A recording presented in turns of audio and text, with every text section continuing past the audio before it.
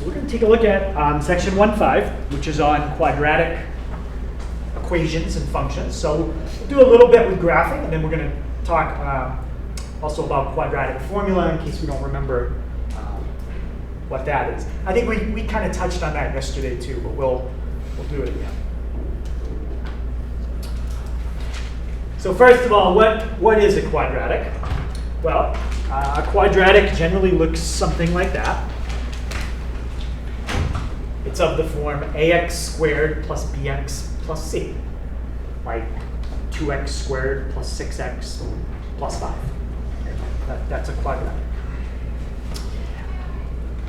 When you write a quadratic, the a, the b, and the c can be any real numbers. So remember, that includes positives, negatives, fractions, decimals, 0, anything, except imaginary. But a can't be 0. What would happen if a was 0 in that equation?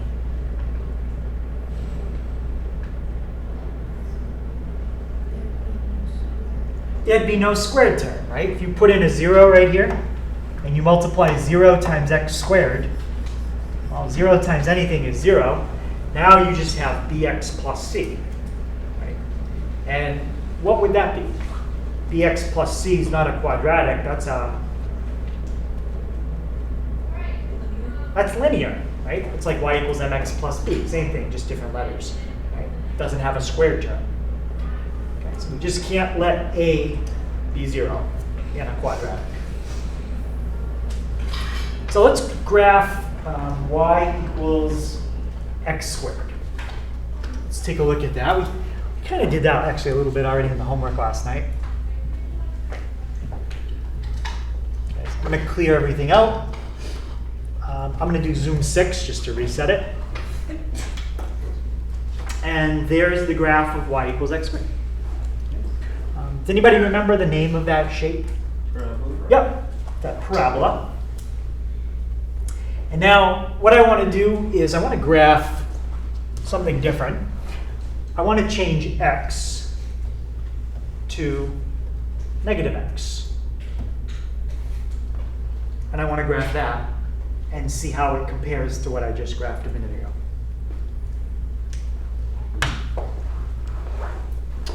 Okay. How do those two graphs compare to each other? Yeah, they look the same. Okay, this negative did do something, but we can't tell because of the shape of a parabola and where it's positioned. The negative caused the parabola to flip. Which axis do you think it flipped over? The x-axis or the y-axis? X-axis. Well, if it flipped over the x, that's like if you folded it on the x, it would have flipped and it would have been down here. Mine is different. What did you write for the second line? You probably didn't put parentheses. Okay. Oh, I put the 2 on the inside. Oh, you put the 2 on the inside. That'll do it too. Yeah. So which axis do we think it flipped over? Yeah, it flipped over the y-axis. All right. And we're going to learn that when you have a function, that's what a negative does a lot of the time. It causes a graph to flip. Now, depending on where we put the negative, we can flip it over different axes. And we'll talk about that. Okay, but for this particular graph, f of x and f of negative x look identical. And that's because we're squaring them. So squaring ends up getting rid of the negative.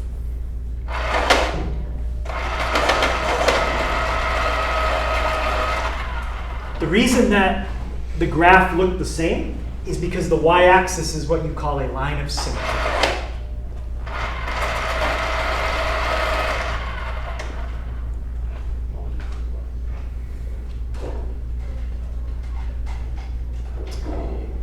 Anytime that you flip something over a line of symmetry, if the shape, like if you had like the letter T, right, and you draw a line of symmetry right there, and you flip the letter T over that blue dotted line, it's going to look exactly the same.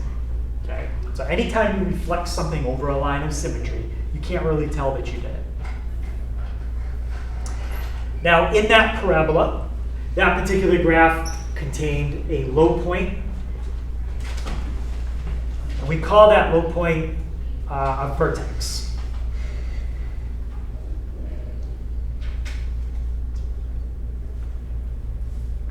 Now, the vertex could also be a high point. It just depends if the parabola is flipped or not. Okay, but the way our parabola was facing, it was the lowest point.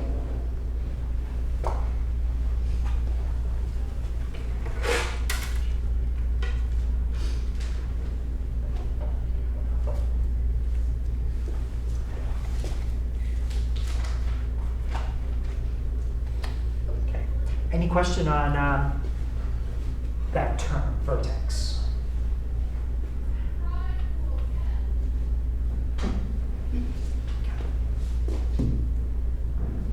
So let's graph some more parabolas. And what I want to focus on this time is what happens when you change the number in front of x squared. Okay, we're going to try, we'll do the original again. Then we'll do a 1/3 and we'll do a 2. And just look at how it affects it. Okay, so let's put in 1/3. There's different ways to do 1/3. That's how I do it. 1/3 x squared. And let's do 2x squared.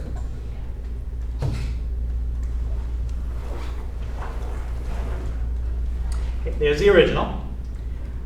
The next one you're going to see is the 1/3. And the last one we're going to see is the 2x squared. So what was the effect of changing the number in front of the x squared? What did that do to the picture? Yeah. It changed the, like, I guess, wideness. Yeah, it changed the width of it. All right. We could kind of think of it, a lot of times when we think of transformations, we think about doing something vertical. So pretend like all these parabolas are glued down right at the origin. It's like on the black one, you took the sides of the parabola and you stretched it up. Okay? Think about if you had something that was like flexible and it was glued down in one spot, you pull up on it, right? It's going to get tall and skinny. Right? Versus the red one, right? If that one was glued down at the origin and you pushed down on it, it would start to widen out. Think of like clay or something, right? If you have a clay ball and you start to push down on it, you're compressing it, it starts to widen itself out. Okay. And the more we change those numbers, the more drastic we can compress or stretch it. So if I do something like 5x squared, that's going to be even taller and skinnier than all the other ones. Okay. So that's the effect of changing the number in front of A.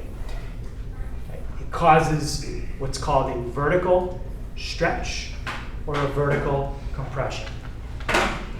And the key difference is the number in front of A more than 1 or less than 1? If it is more than 1, it's going to stretch the graph and it's going to make it really tall and skinny. Vertical stretch. If A is less than 1, but notice I'm not saying negative, so somewhere between 0 and 1, that's going to cause your graph to compress vertically. And when it compresses, that's where it starts to like widen out.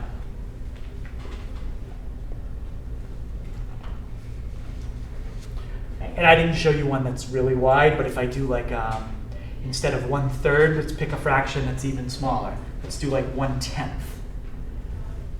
You can do it as a decimal too. 0.1x squared. That one's been compressed even more vertically, and it looks even wider. So any question on when A causes a graph to stretch vertically or compress vertically? Any question? All right. So now let's do the same thing, but let's throw a negative in front of the whole thing. It's a little different than where I put the negative 5 minutes ago. This is a negative in front. Okay, so I'm going to erase all of these.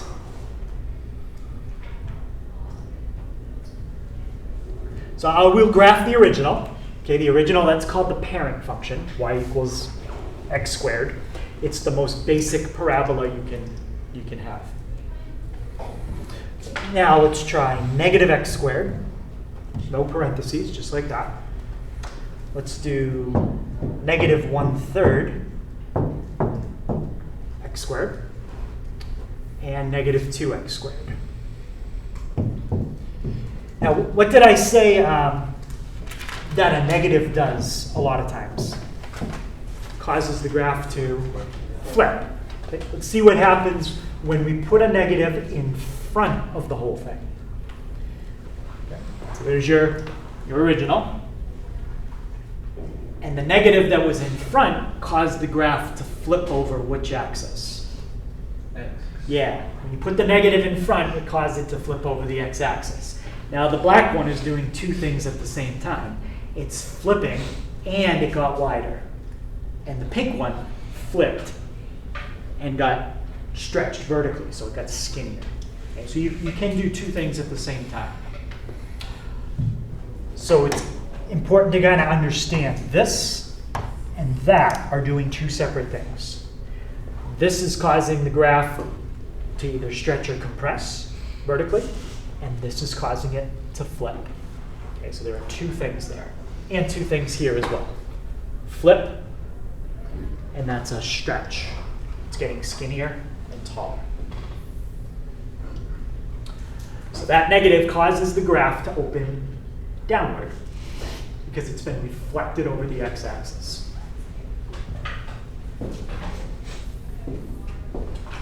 So the difference where we put the negative was doing something like this. That's putting the negative on the inside versus putting the negative on the outside. One is a reflection over the x-axis. The other one is a reflection over the y-axis. And we're going to make a chart to try to remember all of them. But there is a big difference between those two. All right, let's try this one. So they're giving me the parent function. They're giving me a function that's been altered somehow, and they just want me to explain what happened. Okay. First of all, we have to recognize how many transformations it would take to change this into that. Okay. How many transformations are in this problem right here? 2. Okay, some people say 1. They say, oh, it's just a -5. But no, it's the negative and the 5 are separate. And we're going to describe what each one of them does. Okay, let's start with the 5. Okay. So go back to your chart.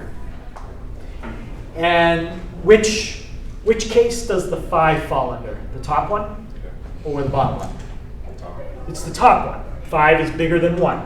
So the way that you explain what the 5 does is you say vertical stretch by, and then you say a factor of how much. In this case, it's a factor of 5.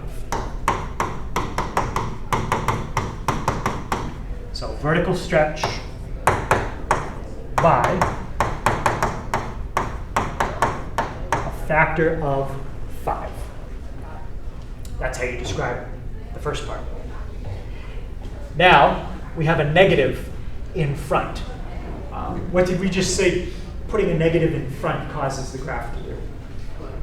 And flip over which? Yep, so you can say it 2 ways. If you've got a graph that went from looking like this to looking like that, you can say that it's reflected over the x-axis, or you can say it's a vertical reflection. That's the same thing. It flipped up to down. That's a vertical reflection. Okay, so I'm going to say it like we did before. Reflect over x-axis. Okay. So when they ask you to describe how one function can come from another, that's what they're looking for.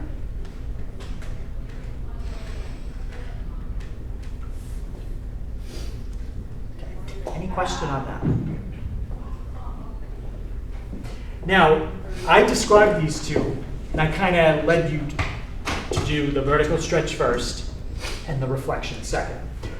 when we have multiple transformations, there's an order you have to follow. Okay? Just like when you do arithmetic, right? PEMDAS, there's an order you have to follow.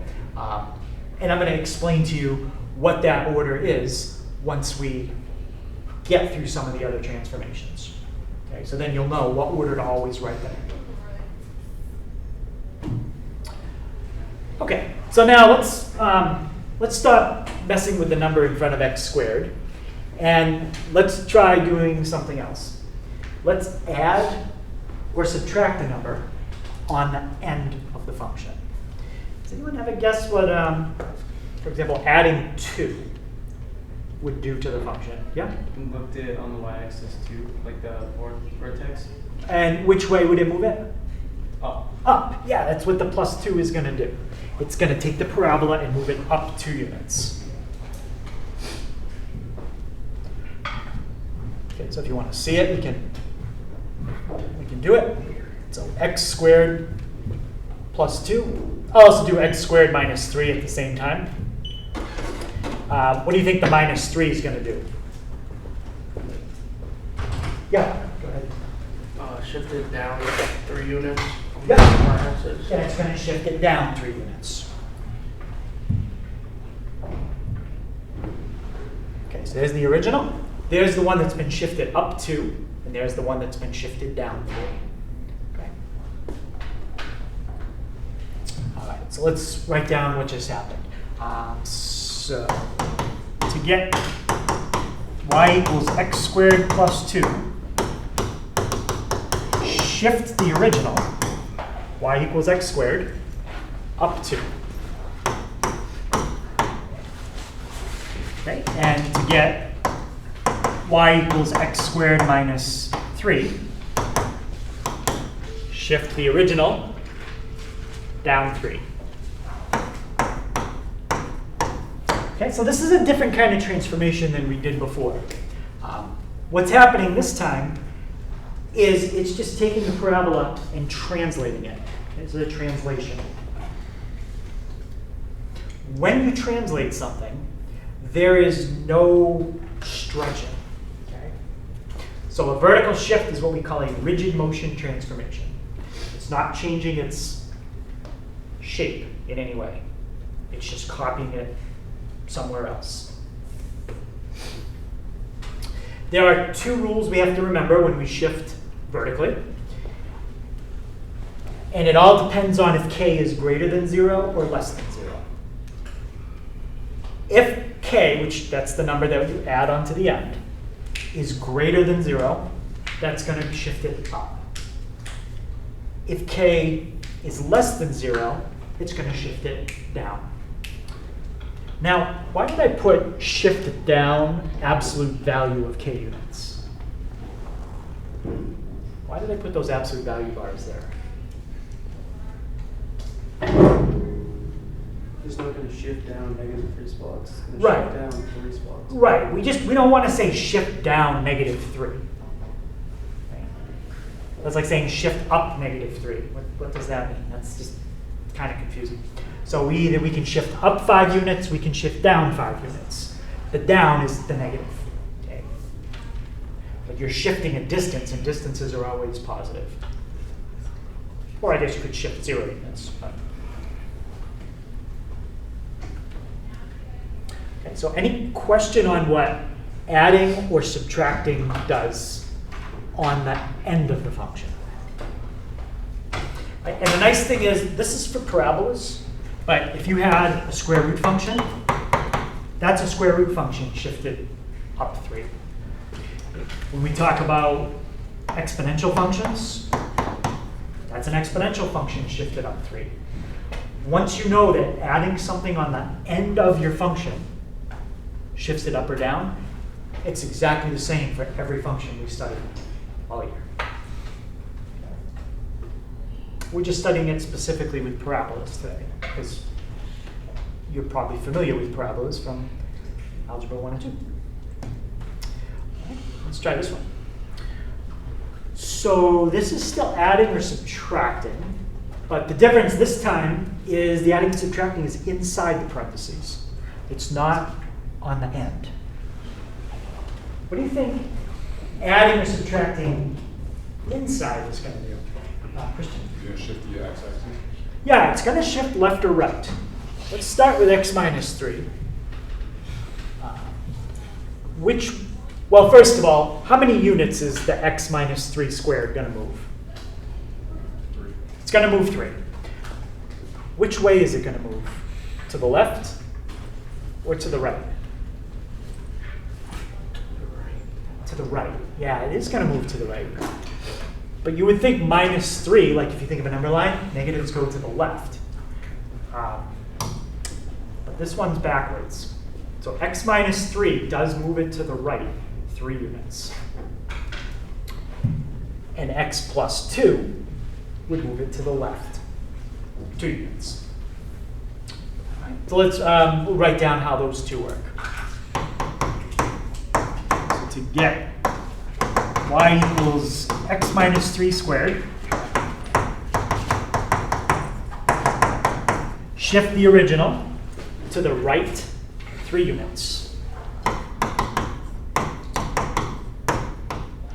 Okay, and similarly for the bottom one, to get x plus 2 squared, shift the original left 2 units.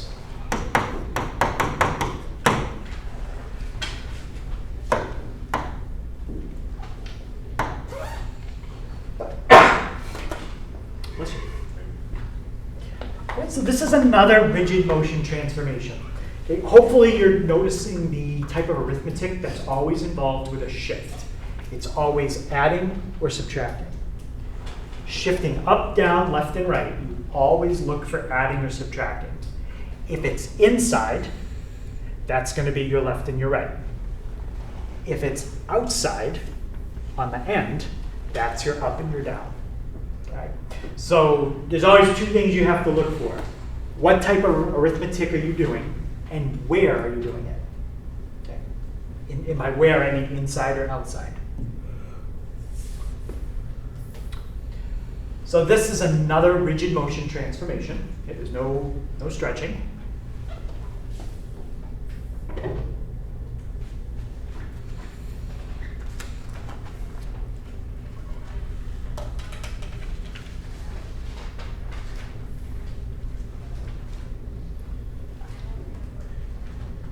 Right, and there's 2 rules again for this one.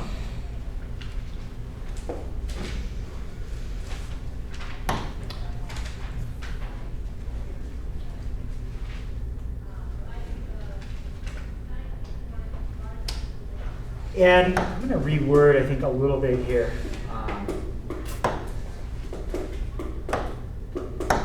So we've got to look at what's in that box. Okay, that's what we have to look for. What's inside that box? Okay, if what's inside that box is bigger than 0, it's going to shift to the left, just like this one did. That's bigger than 0, positive 2, and it shifted left. Okay, if what's inside that box is less than 0, like a negative number would make it go to the right, just like this one did up here. Negative 3 moved it to the right. So that one can be a little tricky to remember. That's how you can remember it. Positive number shifts left, negative number shifts right.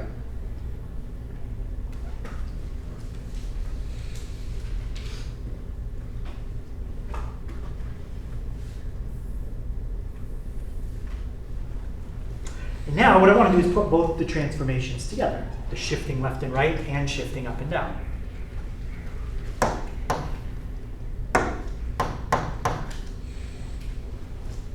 So if you want to figure out where your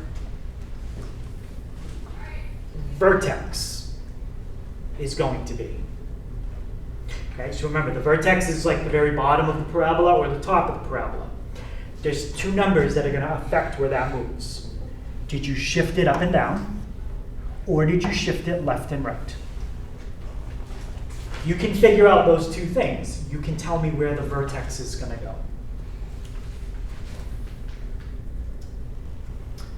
Okay, and that is the equation, well, not an equation here, but this is the way that you find the vertex. It's the opposite of h, comma k. I have to do the opposite of h because with h everything is backwards. Negative moves it to the right, positive moves it to the left. But k, that's the easy one. Positive is up, negative is down. That one's not backwards.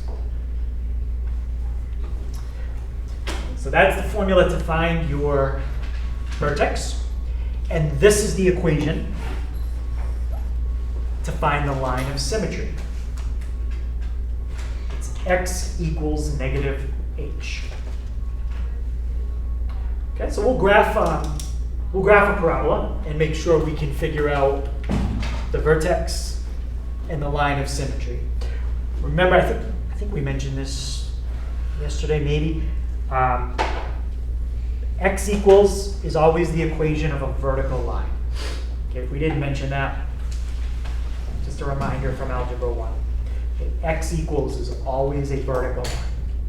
And that's how the line of symmetry is for a parabola. It's always vertical. Okay, so find the vertex and the line of symmetry. Okay. Let's start by identifying the h and the k. Okay. What number is h in this case? -2. Well, +2. Right, it's just whatever you see in the problem. Okay, the h is always what's on the inside right there. That's a +2. And what about the k? -3.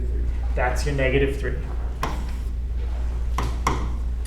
Now, to write the equation of the vertex, it says to do the opposite of h, comma, k. So what's going to be my coordinate, not equation, what's my coordinate for the vertex? -2, -3. -2, -3. Okay. And the line of symmetry, that always starts out with what letter equals? X equals. Yep, x equals. And go back and look what it says to do. It says x equals -h. So in this case, it would be x equals, -2. yep, -2. And that's how you find the vertex and the line of symmetry. Now let's draw it and see if we did it right. So let's put in x plus 2 squared minus 3. Okay, I'm going to do zoom 6. Okay, there's my parabola. And the vertex in this case, is the vertex a minimum or is the vertex a maximum? It's a minimum, right? It's at the bottom. So if you press second trace, you can automatically find the minimum of a parabola using option 3. Did we do maximum yesterday? Mm-hmm. Okay, so minimum is the same idea. Pick a point somewhere to the left, pick a point to the right, and do your guess. And it says the minimum, again, the calculator is just estimating, but it says the minimum is at -2, comma, -3. And that's what we got, -2, -3. Again, we always round that. It's the way the calculator is programmed. It can't get exactly -2, but we know it's -2. That's it. Any question on that? Okay, so now we know a few more transformations, so now the order starts to become important.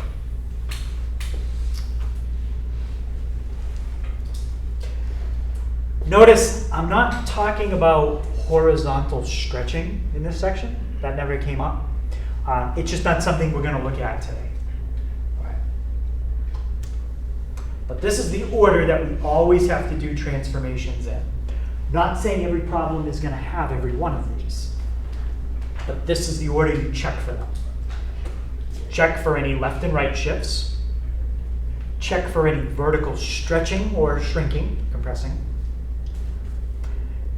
See if you reflect it over the x-axis. And then lastly, check for any shifting up or down.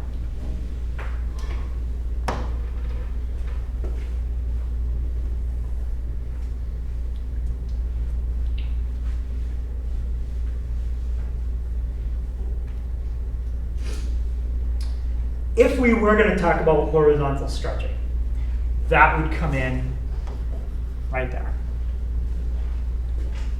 That would be the second thing we would do. We would look for horizontal stretching. And if we were going to talk about reflecting over the y-axis, that would come in right there.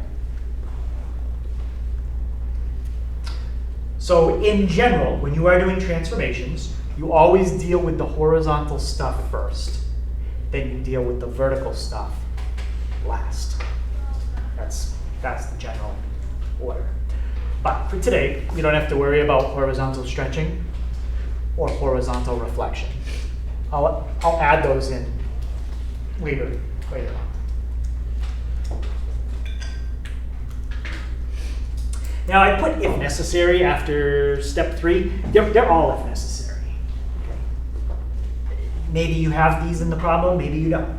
Okay, they're all if necessary. Okay, so let's try this one. So I want to know how I can get the graph of 5x squared plus 4 from the graph of x squared. Okay, so the first thing to look at is how many transformations is it going to take to change this into that. So how many transformations is it going to take? 2. Yep.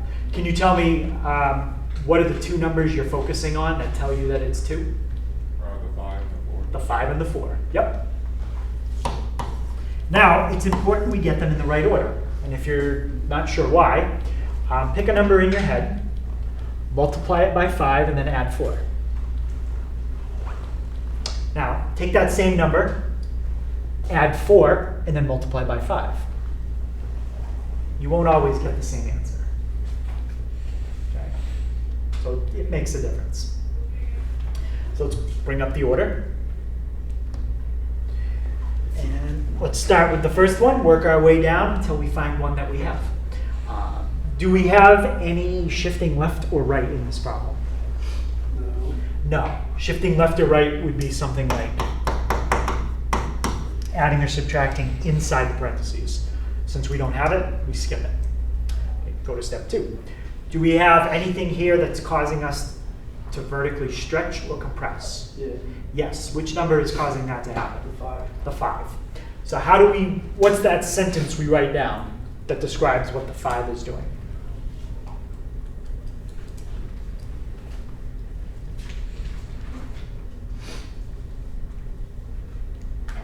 Yeah. Vertical stretch by a factor of 5. Vertical stretch.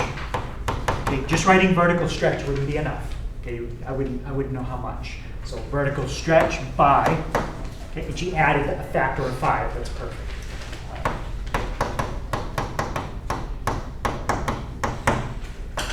So vertical stretch by a factor of 5. Okay. Do we have any reflections in this one? No. No, if we had a reflection, we'd be looking for a negative in front of the 5. We don't have it.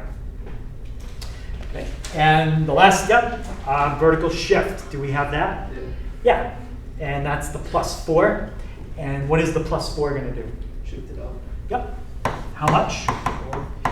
Perfect. So just make sure you tell me the direction and how much. Okay, if you just say shift up, not enough. So shift up 4 units. Okay. So you got to make sure you describe them correctly, and you need to put the vertical stretch before the shift. Otherwise, it's not right. Any question on that one?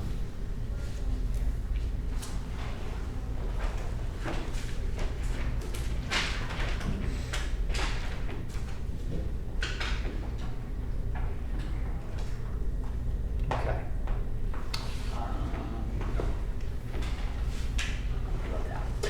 All the problems that we've done so far have been what are called standard form.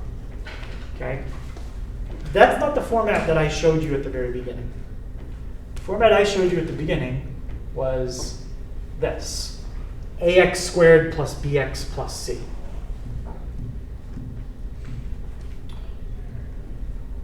We're going to be sticking with problems that are always in standard form. If something was not in standard form, it becomes a little bit harder to do. All right, like this one up here, x plus 2 squared minus 3. If that wasn't in standard form, it could look something like this. Okay. Somebody would actually FOIL out the x plus 2 and get x squared plus 2x plus 2x plus 4 minus 3, and then combine like terms. Okay. If I graph that and I graph what I had originally, I think I still have the other one typed in. Now let me graph this below it, just to show you they are exactly the same thing. 4x plus 1. Okay, everyone agrees they look the same. The problem with this one is this hides all the transformations. It's like somebody took the whole problem, they did everything out, and now it's written in a way that you can't tell it's been shifted down 3. Okay. Oh, you okay? Okay. So it's been shifted down 3. There's no minus 3 here at all. Where's the minus 3? Right? I see a 1, I see a 4, and I see a 1. So when you do it out like that, it makes it a lot harder to do what we're doing. Okay? But we are always going to have standard form.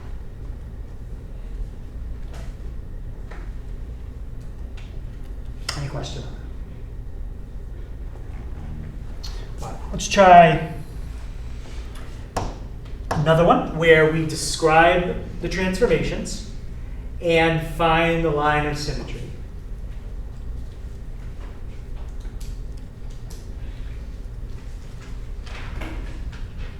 And the vertex. Okay, so first thing, how many transformations are happening in that problem? 3. Well, 4. 4. Yeah, this one's got all of them.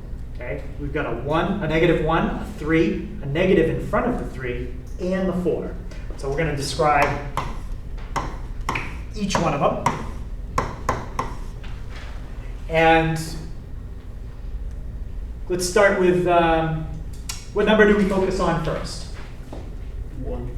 Yep, that negative 1. What's the negative 1 going to do? Turn 1 to the right. Yep, shift to the right 1.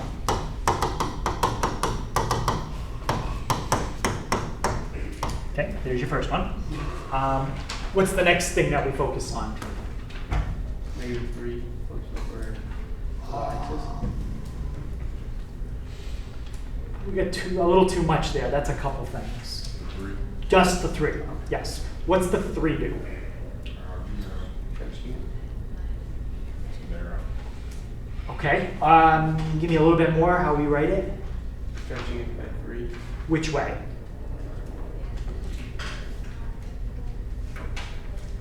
Right.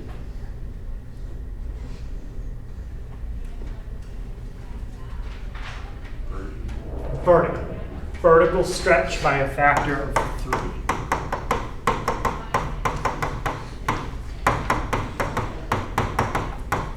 Okay. What's the next thing we look for? Yep, the negative. What's the negative in front of the 3 do? Yes. Yep, so that's going to reflect over the x-axis. And the last thing, Up 4. shift up 4. Okay, so we've described all the transformations. Now they want the vertex and the line of symmetry. Well, where's the vertex if you don't do anything to it? Like just the basic parabola. Where is it? So what's the coordinate of it? 0, 0. Yeah. The vertex is normally at 0, 0. But we've taken that vertex and moved it right 1 and up 4. Where would this coordinate end up if it went right 1 and up 4? 1, 4, yeah. So that's another way you can think about how to find the vertex. 1, 4. And the line of symmetry.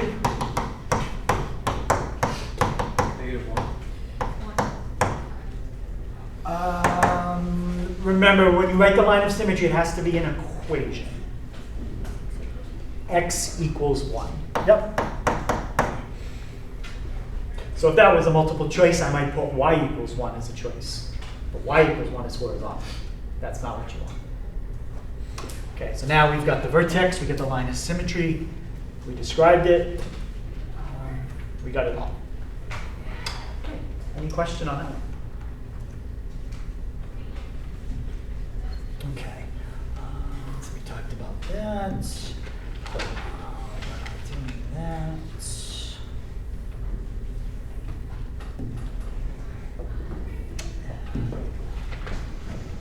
Okay, the last thing.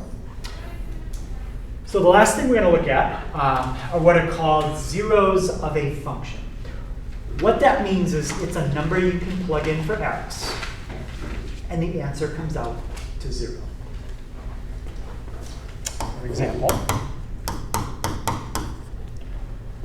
what number could you plug in for x in that equation so that you get 0 for y? -3. -3. So -3 is called the 0 of the function. Okay, so it's a number you plug in for x so that it comes out to 0 for y. Now, when you draw a quadratic, okay, actually let me mention something else first. That number -3, that's where that would cross the x-axis. Watch what happens if I draw that. So everyone agrees it's -3, right? Yeah. Okay. If you hit graph, look at where it crosses the x-axis, right at -3. Okay. So another word for a 0 is an x-intercept. They're the same thing. The zeros are where the graph crosses the x-axis. Now I want you to think of a parabola. How many times can a parabola cross the x-axis? Twice. Could anything else happen besides twice? Never. Sure. You could have it a U shape up higher, never crosses. What other thing could happen? Once. Yeah, it could come down and just kind of touch the axis and then bounce out. So quadratics can cross the x-axis or have 0, 1, or 2 answers. And there's a quick way that we can tell how many times a quadratic is going to cross the x-axis. All you have to do is that calculation. B squared minus 4ac. And there's 3 cases. 3 things could happen. B squared minus 4ac can come out to less than 0, exactly 0, or more than 0. There's nothing else that could happen. Those are the 3 cases. If it comes out less than 0, then that means it's the kind of graph that would look like this. It would never cross the x-axis, which means there are no zeros. If it came out to exactly 0, that means it crosses the x-axis once. So it doesn't even really cross it. It kind of comes down, touches it, and goes back up.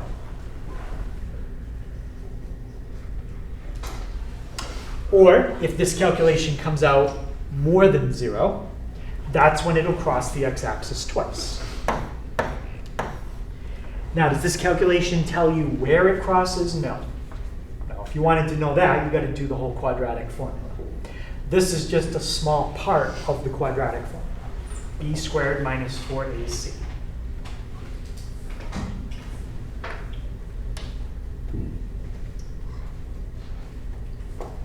Right, so if I had something like x squared plus 3x plus 2. What's a in this case? 1. What's b? 3. And what's c? 2. B squared minus 4 times a times c. What's 4 times 1 times 2? 8. And 9 minus 8? 1.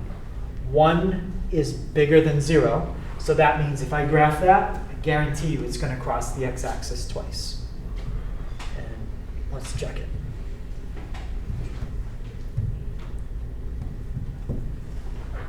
Hit graph. Yep. And if I zoom in a little bit, you could tell better, but it does cross it twice. Any question on that? Now, let's change this to just an x. What's a now? 1.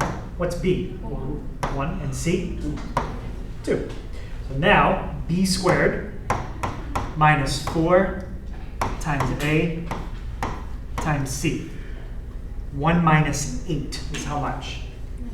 That's negative 7. If I draw this one, how many times does it cross the x-axis? 0. Yeah, that's less than 0. It's never going to cross. So let's put that in like that, and you will see that it never crosses. Okay? So that's what b squared minus 4ac does. It's a quick way to determine how many times it crosses. Any question on that? Okay. So let me just double check that. Make sure.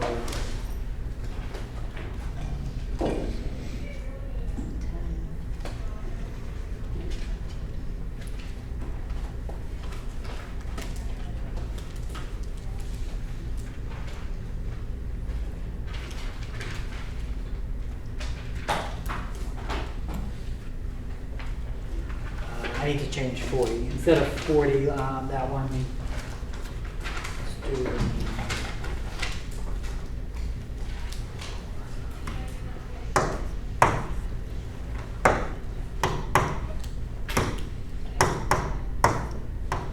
okay, so that's the homework for tonight. So 1, 7, 10, 18,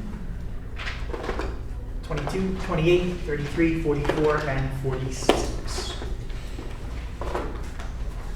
So we'll take a look at that tomorrow, and that finishes up chapter 1. And tomorrow is our last day of new material for the week.